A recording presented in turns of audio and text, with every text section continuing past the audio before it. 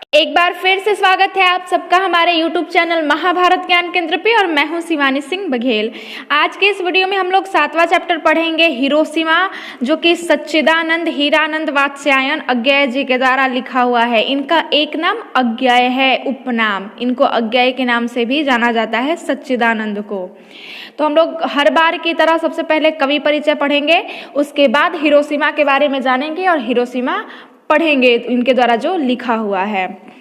तो अज्ञेय का जन्म 7 मार्च 1911 ईस्वी को उत्तर प्रदेश के कस्या कुशीनगर में हुआ।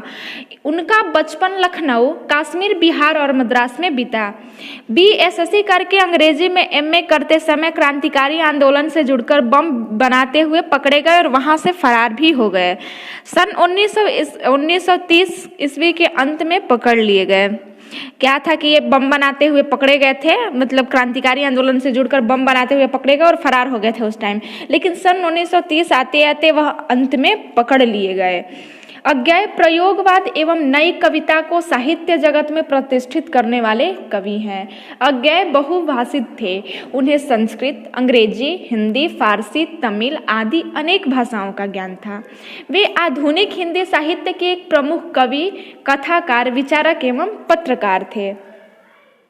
उनके द्वारा प्रमुख कृतियां लिखी हुई हैं, जो कि हम आप सबको बता दे रहे हैं। उनके द्वारा काव्य लिखा हुआ है, तो देखिए कौन कौन से काव्य लिखे हैं। भग्नदूत, चिंता, इत्यलम, हरी घास पर क्षण भर, बावरा अहेरी, आंगन के द्वार, कितनी नावों में कितनी बार, सदानीरा आदि, ये सब जो है इनके द्वारा काव्य लिखा हुआ है।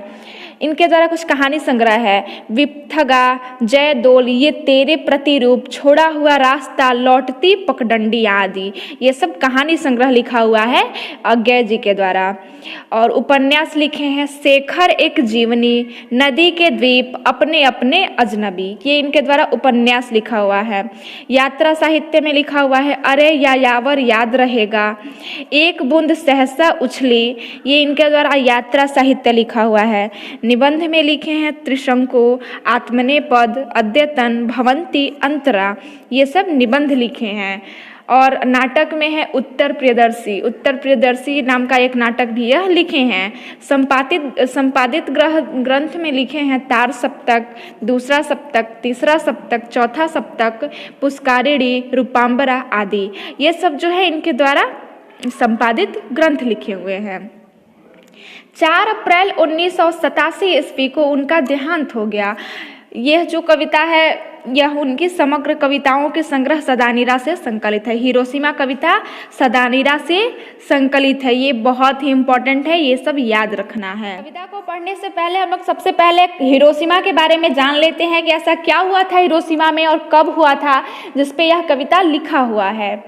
यह कविता अतीत की भीषणतम दुर्घटना का साक्ष्य है। क्या हुआ था कि पहला विश्व युद्ध 1914 से 1918 ईस्वी तक चला था और दूसरा विश्व युद्ध 1939 से 1945 तक चला था। दूसरे विश्व युद्ध में 2 ग्रुप बटे हुए थे।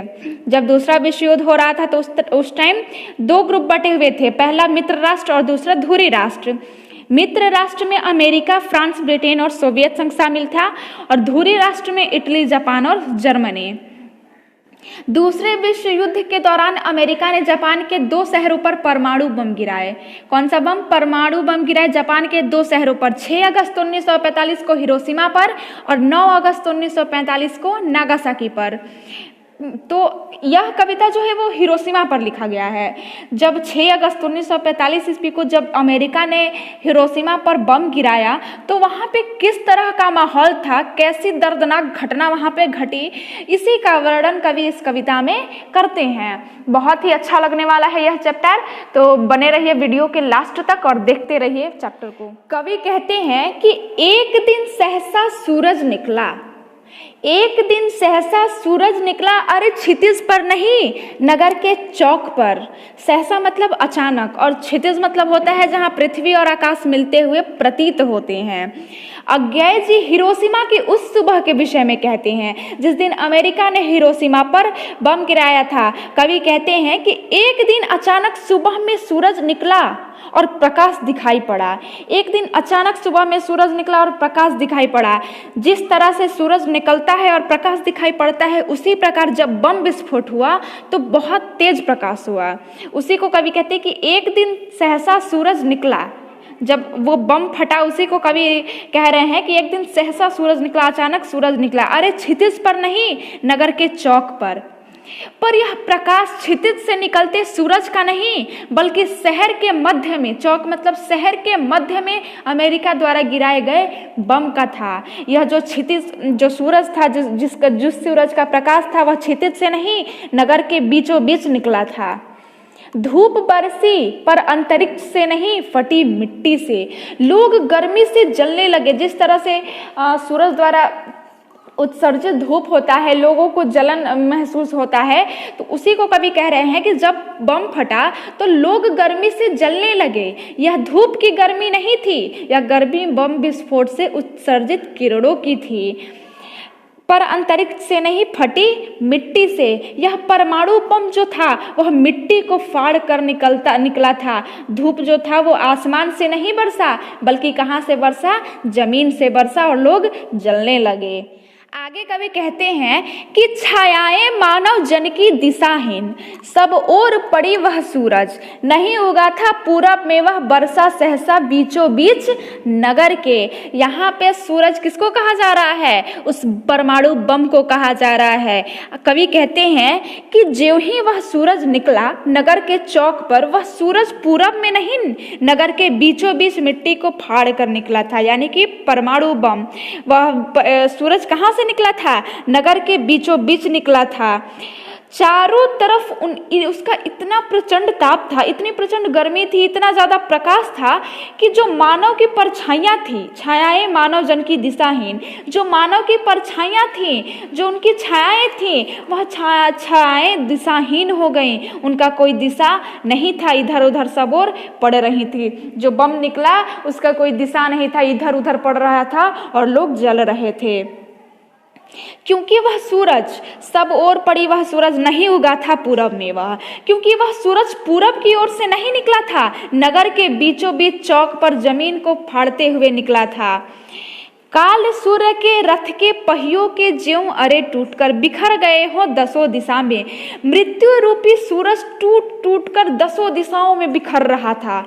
जो मृत्यु रूपी सूरज था, यानी कि जो परमाणु बम था, वो टूट टूट कर उसके हजार टुकड़े होकर दसों दिशाओं में बिखर रहा था, जिसके कारण सभी लोगों की मृत्यु हो रही थी। लोगों के चिथड़े तक उड़ गए वहां पे। आगे कवि कहते हैं कि कुछ क्षण का वह उदयस्त, केवल एक प्रज्वलित क्षण के दृश्य सोख लेने वाली दोपहरी। क्षण मतलब देर, प्रज्वलित मतलब जलता हुआ, और सोख लेने वाली मतलब नष्ट करने वाली। कवि कहते हैं कि कुछ क्षण का ही उदयस्त, वह जो परमाणु बम था वह थोड़े ही क्षण के लिए उगा था, थोड़े ही क्षण के लिए प्रज्वलित हुआ था। लेकिन क्या किया? दृश्य सोख लेने वाली दोपहरी। लेकिन किया क्या कि पूरे दृश्यों को सोख लिया। कहने का मतलब है कि उस परमाणु बम के आगे जो भी चीज पड़ी, जो भी दृश्यमान वस्तुएं पड़ी, वह सबको सोख लिया, यानी कि भाप बनाकर उड़ा गया। आगे कवि कहते हैं कि छायाएं मानव जन की नहीं मिटी लंबी हो कर, मानव ही सब भाप हो गए, छायाएं तो अभी लिखी हैं झुलसे हुए पत्थरों पर, उजड़ी हुई सड़कों की गज पर। कवि कहते हैं कि मनुष्य की छायाएं नहीं मिटी, छायाएं जो हैं वो लंबी हो गई, दूर दूर तक हो गई। कहने का मतलब है कि जो छायाएं थी उनके, जब बम फटा तो लोगों के चिथड़े हो गए, चिथड़े हो गए, चिथड़े होकर इधर उधर हो गए। मानव ही सब भाप हो गए, मानव जो क्या थे सब भाप हो गए, वाष्प में बदल गए। जब हिरोशिमा पर परमाणु बम गिराया गया तो मानव की जो छायाएं हैं वह भाप बन गई, उड़ गई, उनके चिथड़े चिथड़े उड़ गए। छायाएं तो अभी लिखी हैं झुलसे हुए पत्थरों पर, उजड़ी हुई सड़कों पर। लेकिन वहाँ का जो दर्दनाक घटना है, जो दर्दनाक दृश्य वहाँ पे घटा, मानव की जो छायाएं हैं, वह आज भी दर्दनाक घटना आज भी वहाँ के झुलसे हुए पत्थरों पर दिखाई पड़ता है। झुलसे हुए पत्थर को देखकर मानवता सिहर उठती है।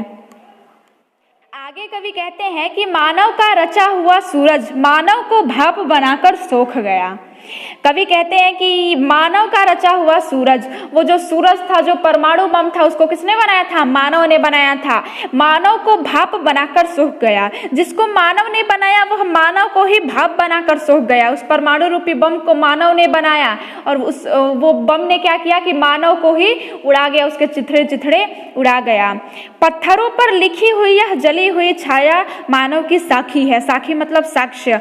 पत्थर पर जो लिखी हुई है, यानी कि जो जले हुए पत्थर है, यही इस दर्दनाक दृश्य को बताते हैं कि यहाँ पर अतीत में कितना बड़ा दर्दनाक हादसा हुआ था। वहाँ हिरोशिमा के पत्थर उसके साक्ष्य हैं। Thanks for watching. मिलते हैं नेक्स्ट वीडियो में।